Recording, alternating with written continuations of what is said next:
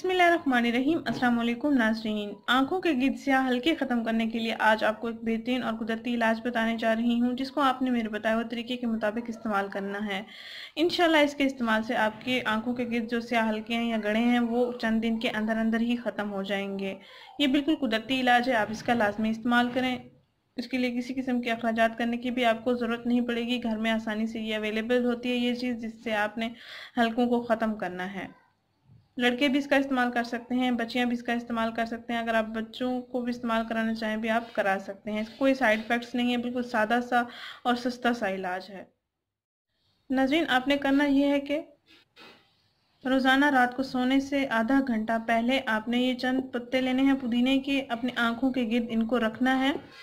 जैसे आँख की गोलाई है ऐसे ही आप गोलाई में चंद पत्ते रखेंगे और 5 से 10 मिनट तक के लिए आपने ये पत्तों को आंखों के गिर्द रखना है और उसके बाद आपने हटा लेना है।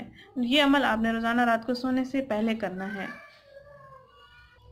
डेली बेसिस पे अगर आप इसका इस्तेमाल करेंगे तो आपको काफ़ी अच्छे नताइज मिलेंगे और आपकी आंखों के गिर्द हल्के ख़त्म हो जाएंगे जो कि बदनुमा लगते हैं चेहरे पर।